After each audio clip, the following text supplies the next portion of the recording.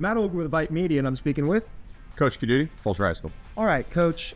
District champs last year. Y'all went 11-1, reached 2 rounds deep into the playoffs.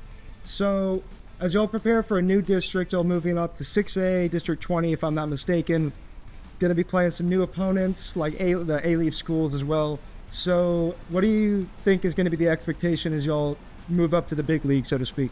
You know, when you move up a classification in state of Texas, it's always a big deal. And so this is my 4th season here. This will be my 3rd classification, actually, with the team. So it's kind of a fun adventure for us. So this is kind of like a normal thing, right? You just continue to move up. We're the fastest growing school in the state of Texas right now. So it's exciting to see all the things changing. But, you know, we're about to go face the A-Leaf schools, which is actually nice because it's right down the road as opposed to going to Magnolia and Friendswood and Angleton. You know, they're well coached, got athletes everywhere. I mean, there's a bunch of guys in the NFL from the A-Leaf schools, and so that'll be fun. We get to see Foster again. You know, that's the crosstown rival. You know, that's the battle of the West Park Tollway for us, and so that'll be fun. We got Strake Jesuit. We played past 2 years as well. That's gonna be a good game. Actually, our quarterback coach, our offensive coordinator, is now the offensive coordinator of Strake Jesuit, and we've got George Ranch, which will be the first time in school history we've ever played George Ranch, especially being in our district. So that'll be a good one. Very true. Very true. You said this 4th year with this program. What do you think is the point you tend to stress with each class that comes into your program?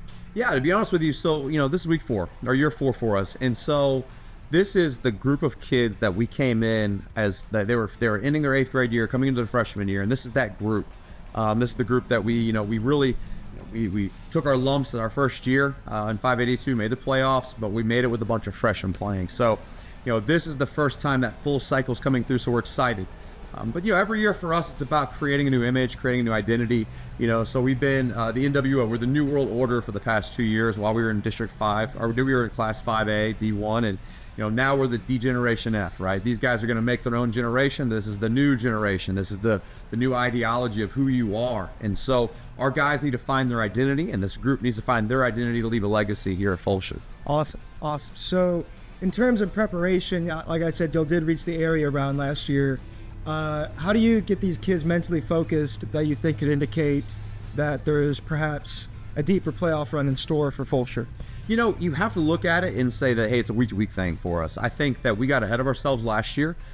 We're really blessed. You know, we went undefeated in the regular season, 10-0, and had a great year. And then we faced an AM Consolidated team who we had beat previously, who had some personal vendettas against us, which, you know, they outplayed us. And so we've got to come into the season, you know, we've got 4 games pre-district for us. And of the 4, I think 3 of them are state ranked. And so it's, you know, we decided, you know, we're going to come out with some hard competition. We've got some great football teams we're about to play. And so our kids are, you know, they're going to be ready. And this is an exciting time for them, that it's time to step their game up. If they want to be the best, they have to beat the best. That makes a lot of sense. Definitely want to, I think that's a lot more productive opposed to playing some teams that are lower than your level. Obviously, like you said, if you want to be the best, you got to beat the best. So, speaking of the kids, who do you think is going to be some of your key contributors on the gridiron this fall? You know, it's hard to tell you that because, you know, it's hard to, because you feel like you're going to miss somebody because all these kids are fantastic. You know, we've got an entire great defensive line. We've got 2 DNs that are committed to Houston, Chance Bryant, Sheldon Rice. We've got Heeman Ideale, a free safety committed to Air Force. We got a corner committed to Air Force. That's Jerome Drain. I've got multiple year starters coming back. I think we brought back 9 or 10 defensive starters. Asher Jacob. We've got Logan Hudson. I don't want to forget anybody. And then offensively, you know, it's the same. So we're starting our 3rd quarterback now in 4 years. This one is Ryland Forks. He's going to be incoming sophomore. Played receiver last year as a freshman, believe it or not.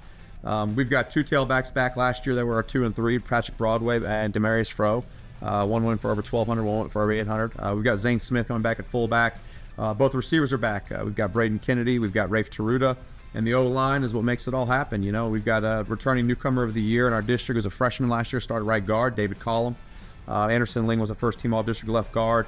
Jacob Chapa was a first-team all-district right guard. And so, you know, we're just going to try to replace some of the tackles, and we'll see what happens. It always impresses me how people can just rattle off names off the cuff like that. But I noticed, and I've seen it before, same thing with, like, I believe your the Twitter bar stool for Fulshear is called the Dirty F, and I saw it on the flags. What is the significance of that? I've never heard that story before. You know, really, it started when my first year at Fulshear, and it was kind of like this rallying cry that our kids had. And I think, you know, a lot of people get this like innuendo of it being like a negative connotation, but it's not. You know, for our kids, it's like the rallying cry. They're the other side of town. When we first got here, we were this team that was split off from Foster, so we're the other side. We're the other F.